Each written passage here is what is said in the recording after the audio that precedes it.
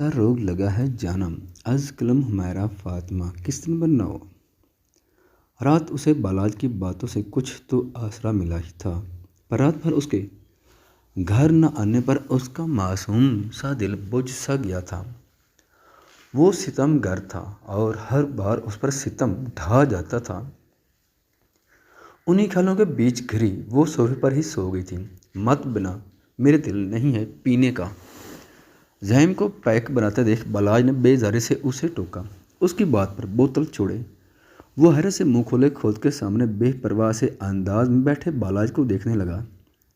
आप ऐसे क्या देख रहे हो? आपने बात क्या था? वो जो मुकम्मल तौर पर मोबाइल में गर्क था। मुसलसल नज़रों की तपिश पर वो जान तो गया था, फिर भी उसे नज़रअंदाज कर रहा था। पर उसे ना हिलता देख बेजारी से बोला, तो होश में तो है नहीं? मैं ख्वाब तो नहीं देख रहा? आंखें मसलते वो भरपूर एक्टिंग करते हुए बोला। तो बालाज ने बेजारिया से आंखें घुमाई। बस कर, ओवर एक्टिंग की भी हद होती है। बालाज ने उसे घिरका तो वो मुंह बना गया। यार तूने बात ही ऐसे की है, मैं मुंह नहीं बना रहा। चल बता क्यों नहीं पीना? जहीम सीधे होकर बैठता बहुत इश्तियाक से पूछ रहा था कि बालाज को ही समझ न आया कि वो जवाब क्या दे। जिस जवाब से वो खुद भाग रहा था वो कैसे किसी और को कहे। बस ऐसे ही मूड नहीं है। बालाज ने टालना चाह पर जहीम में तो सही माहनों में फूफो शबाना की रूह घुस गई थी, जो हर रात जान के ही दम लेगी। ना मेरी जान, तेरा और पीने का मूड नहीं है। ये तो हो गया जी मजाक, अब तू मुझे बता सही वाली बात देख। मैं तेरे हर दुख का साथी हूँ, अब तू मुझसे छुपाएगा? जहीम ने आखिर में इमोशनल ब्लैकमेल करना चाहा। दर हकीकत वो बालाज से वही बात सुनने का मुंतज़िर था जो वो उसे काफ़ी वक्तों से समझाने की कोशिश कर रहा था। यार बस दिल नहीं। बालाज को समझ नहीं आया वो क्या कहे। उसका दिल की किस्म किसी किस्म के इतराफ़ की हालत में नहीं था।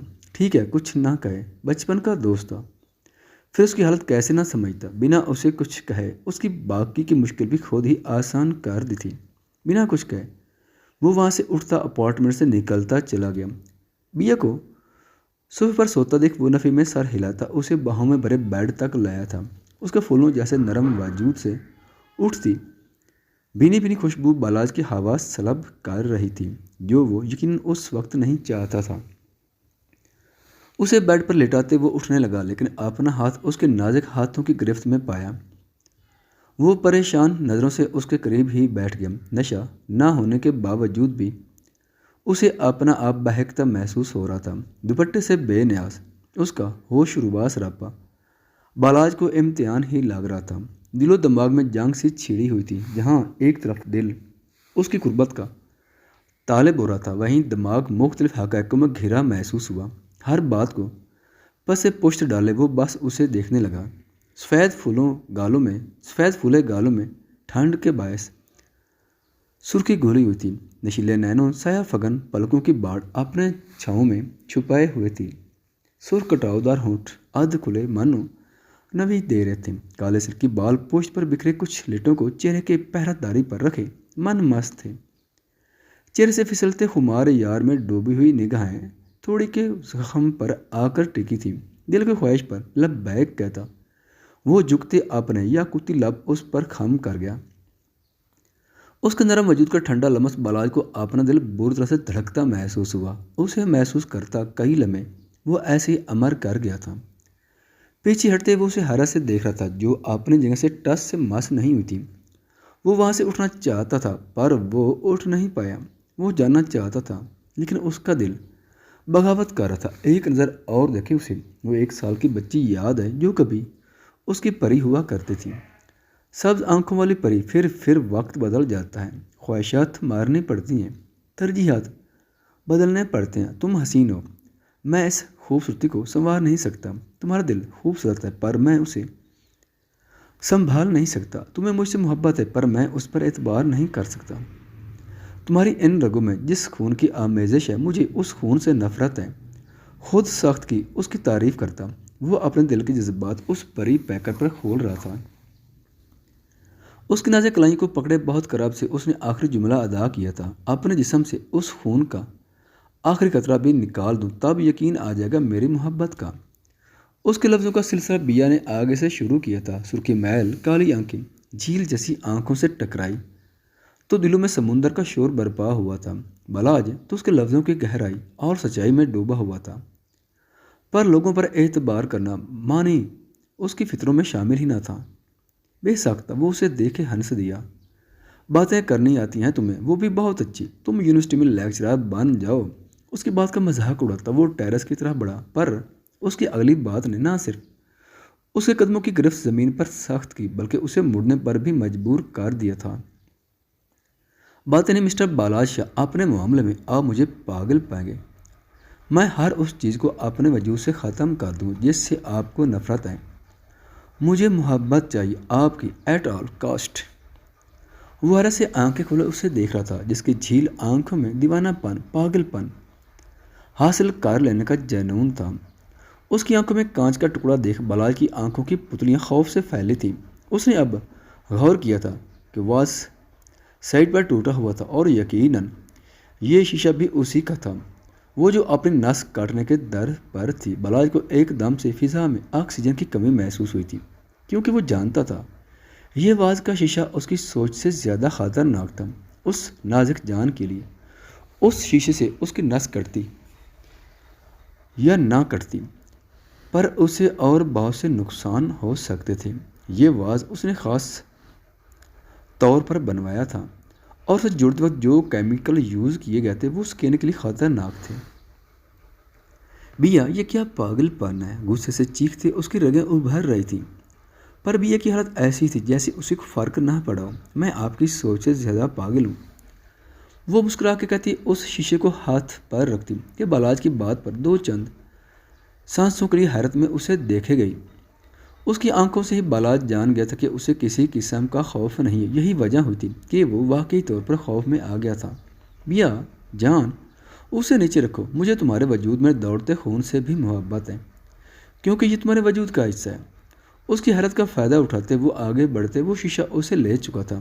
اب جا کر اسے تھوڑا سکون ملا تھا، اور وہ اب بھی حیرت سے بالاج کی طرف دیکھ رہی تھی، جو اب ریپر پیکٹ میں ان ٹوٹے شیشوں کو رکھ رہا تھا۔ بالاج کو تو اب صحیح معنوں میں اب غصہ آیا تھا۔ اپنا کام مکمل کرتے وہ اس کی جانب گھوما۔ بے وقوف لڑکی، میں نے واز بہت شوق سے بنوایا تھا، تم نے یہ کیوں توڑا؟ اسے غصے سے چیختے دیکھ وہ اپنا چھوٹا سا منہ بنا گئی تھی۔ یہ غلطی سے ٹوٹا تھا اور آپ مجھ سے پیار سے بات کریں، غصہ آپ نہیں کر سکتے۔ وہ اپنے اوپری ہونٹ اندر لیے نچلے لب کو باہر نکالے معصومیت سے بولی، پر اس کی ہونٹوں والی حرکت پر بالاج نے اپنا حلق تر کیا۔ Be it's dangerous, next time میں ایسی کسی بھی بے وقوفی کو معاف نہیں کروں گا۔ وہ اسے وارن کرنے والے انداز پر بولا، پر لہجے میں کہیں نہ کہیں فکر واضح تھی۔ اف، اتنا پیار، میں کہیں مار ہی نہ جاؤں۔ بے وسی کہتی وہ گرنے والے انداز میں بیڈ پر گری تھی، ساتھ بالاج کو ہاتھ سے پکڑ کر کھینچا، جو بیلنس برقرار نہ رکھنے کی وجہ سے ساتھ ہی بیڈ پر گرا تھا۔ بالاج اس کی گردن کے گرد باہیں ڈالے وہ اتنی محبت سے بولے تھی کہ وہ سب بھلائے دیوانہ وار اسے ہی تکنے لگا۔ بالاج کی نظر اس کے چہرے سے ہوتے اس کی سراہی دار گردن پر رکی۔ بیوٹی بون پر موجود براؤن تل اسے اس قدر حسین لگا کہ بے اختیاری میں وہ جھکے اس پر اپنے لب رکھ گیا تھا۔ اس کی شیو کی چبھن گردن پر محسوس کرے جہاں دھڑکنیں 100 کی سپیڈ سے دوڑ رہا تھا، وہیں اس کے چہرے کی تراش پھیلی تھی۔ اس کی بڑھتی جسارتوں پر وہ گھبراتی اسے پکار گئی۔ بالاج بھی تھوڑا پیچھے ہوتے اپنی بے اختیاری پر تھوڑا شرمندہ ہوا تھا، پر اس کا شرمسار چہرہ بیا کو بہت برا لگا تھا کہ وہ بیوی تھی اس کی، پھر کس بات کی شرمندگی؟ ایم سوری، آہستہ سے کہتے وہ بیڈ کے کارنر پر بیٹھ گیا تھا۔ وہ کس بات کے لیے؟ وہ بھی اٹھ کے اس کے ساتھ بیٹھتے استفسار کرنے لگی۔ وہ جواب دینے کے بجائے اسے ہی دیکھنے لگا، گویا چاہتا وہ اس کی آنکھیں پڑھ لے، بنا تمہاری اجازت کے تمہیں چھونے کی۔ اس کے حساب سے تو وہ بے اختیار ہوا تو یہ اس کی غلطی تھی۔ آج نشے میں نہ ہونے کی وجہ سے اسے احساس نہیں تھا کہ وہ کئی بار اس کے قریب آ چکا تھا۔ کیا ان آنکھوں میں دیکھنے کی اجازت ہے مجھے؟ اس کے وجہ چہرے کو اپنے مومی ہاتھوں کے پیالوں میں لیے وہ آنکھوں میں خماری لیے بہکی سی بولی، وہ شخص جو بات بات پر اسے اپنی اوقات کا احساس دلاتا تھا، بھلا وہ اتنے قریب آنے کی اجازت دے سکتا تھا؟ کیا اجازت کی ضرورت ہے؟ وہ ویسے ہی اس کی آنکھوں میں دیکھے گھمبی لہجے میں سرگوشی نما انداز میں کہتا اس کے دل کے تاروں کو چھیڑ گیا تھا۔ وہ غور سے اسے دیکھ رہی تھی، اس کی آنکھوں میں دیکھتے وہ بے خود سی بس اسے ہی دیکھی گئی۔ اسے ایسا ہی محسوس ہوا جیسے وہ سراب کو حاصل کر بیٹھی ہو۔ کیا آپ کو قریب آنے کے لیے اجازت کی ضرورت ہے؟ میں تو پور آپ کی محبت میں ڈوبی ہوں، آپ کی سانسوں میں سانس لینا چاہتی ہوں، آپ کے ساتھ گزارا اپنی زندگی کا حاصل بنانا چاہتی ہوں۔ کیا میں اس قابل نہیں ہوں؟ وہ بھی اسی انداز میں بولے تو بلاج کے لب ہولے سے مسکرائے۔ اس کے آدھ کھلے باریک تراشی ہوئے سرخ لبوں پر وہ اپنے لب رکھ چکا تھا۔ وقت کا سفر بڑھا اور سانسوں کی روانیاں رکی تو وہ آہستہ سے اس کے نرم لبوں کی نمی سمیٹتا پیچھے ہوا تھا۔ سو جاؤ، اس سے زیادہ میں کچھ کرنا چاہتا ہوں نہ تمہارے اندر برداشت کرنے کی ہمت ہے۔ آرام سے اس کے کپ کپاتے وجود کو باہوں میں بھرے۔ وہ آنکھیں موند گیا تھا، چہرے پر ایک پرسکون مسکراہٹ تھی۔ بیا بھی خاموشی سے اس کے سینے میں منہ چھپا گئی۔ وہ صرف سوچ کے رہ گئی تھی کہ جس شخص کی چھوٹی سی جسارت بھی اس کے ہوش و حواس اڑا دیتی ہے، جب وہ مکمل اس کا ہوگا تب کیا ہوگا۔